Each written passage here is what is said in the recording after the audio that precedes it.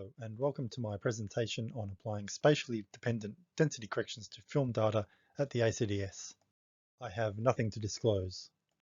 This is an extension of the work that was published by ACDS earlier this year, where a method for measuring dose in bone using film and microdiamond was presented. The extra work has enabled use of the method in an audit context. I'll start by recapping the rationale for correcting film dose and explain the method used. Next, I'll detail some improvements and present some extra results. The problem begins when we have some object where the density is different to water, but we want to make a dose measurement in the surrounding water and in the object. When we have a piece of film which intersects the object, then the material that the object is made of is replaced. We need to model 4 geometries to understand what happens in the film. First, we model the object we're trying to measure dose in. This can be done either assigning the material as bone or as high density water. These two methods of assignment are used by treatment planning systems, so we want to cover both scenarios in our modeling. The second geometry is modeling dose in water, the third is modeling the film in the water, and the fourth is modeling the film intersecting the object. The dose to the film plane is returned in the 4 different models. As you can see, when the detector is placed in water, there's a slight over-response relative to when there's no detector in water, but there's an even more of an over-response when the detector is placed in bone relative to bone on its own. What this means is that the calibration that's done to the detector in water doesn't hold in bone. We need a correction which is applied for the different media that the film is passing through. This is what we mean when we say a spatially dependent correction. The expression here gives the per pixel value of the correction for high density water assignment.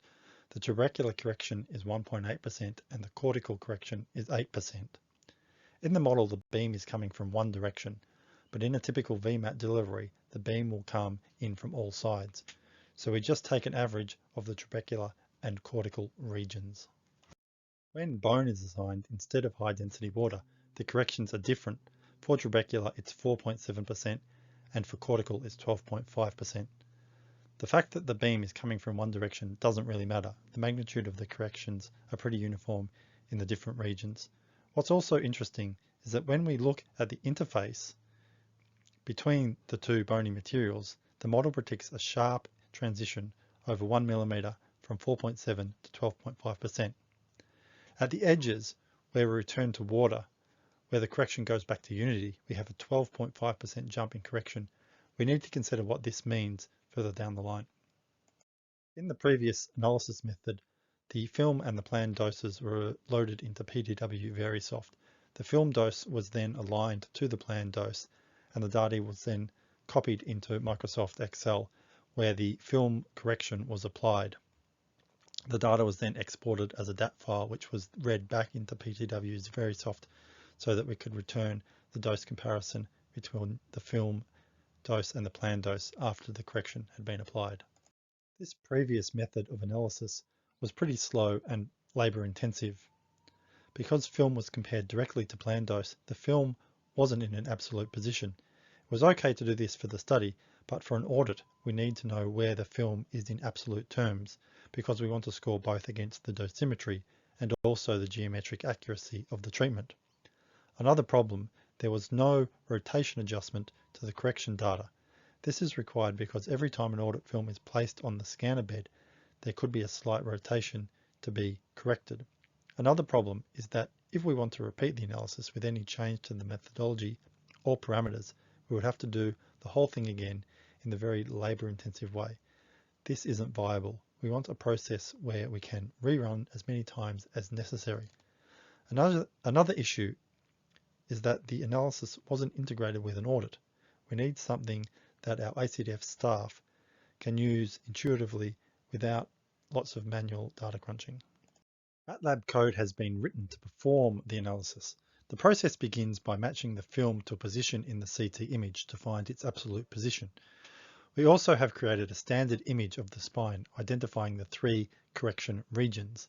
It is based on a photograph of the spine. Following this process, the film image is matched to the standard film image, and peg holes in the 2 images have been automatically registered to each other and a transformation on the correction data applied. The correction map then looks like this after the rotation and translation transformation to get a match with the actual film. And finally, a blur is applied to the correction data. The blur is deemed necessary even though the model predicts a sharp transition in correction from one region to the next. This will probably never be realized in the planning. When the CT of the bone is taken, some blurring occurs. The density of the bone will ultimately affect the planned dose because planned dose is based on the density that the treatment planning system sees. We are anticipating that to achieve something that matches what the TPS can achieve, we need to apply some blurring. This blurring, however, is a free parameter, and we need to pick something that represents typical CT imaging. But we don't want to overdo the blurring because the CT is part of the thing that we are testing in an end-to-end audit. So a sensible value should be settled on. After the processing of the film data using the 2D correction map, we then compare measured dose to planned dose. We do this in absolute position, which gets used to score the audit, which you see on the left, and we can also do the analysis after an auto-align algorithm matches the film dose to the planned dose on the right. We use this analysis to inform the ability of the correction to do a good job after we've analysed lots of versions of the spine audit case. Presented here is the dose difference map for an ensemble of spine audit cases from different treatment planning systems and different algorithms. And the blue colour represents when the planned dose is lower than the measurement. And the red colour is when the planned dose is higher than the measurement. This is the result if no correction is applied. And you can clearly see that the planned dose is too low in the region of cortical bone in most cases. You can also see that the plans vary greatly in terms of how close they are to measurement.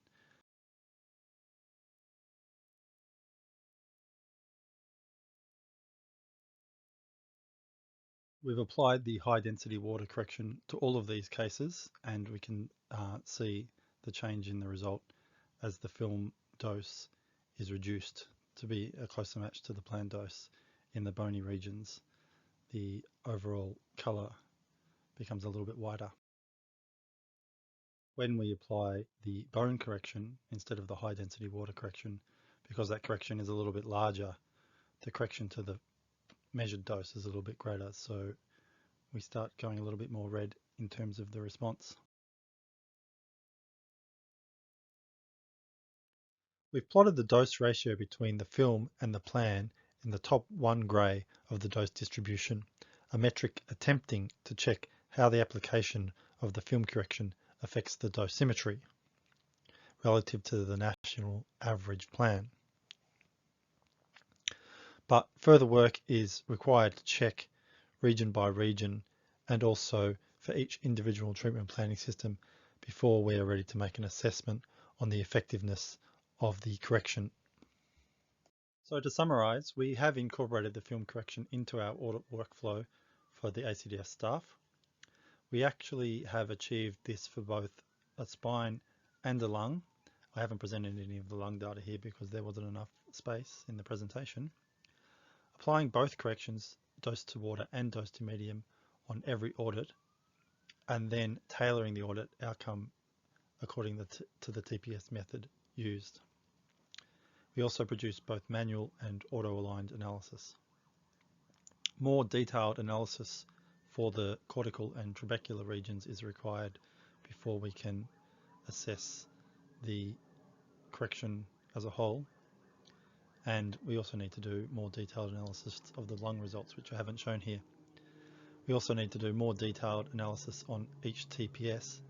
And finally, the free parameter, which I mentioned, of blur could have an influence on how the national averages appear, and that's something that we can investigate in future analysis.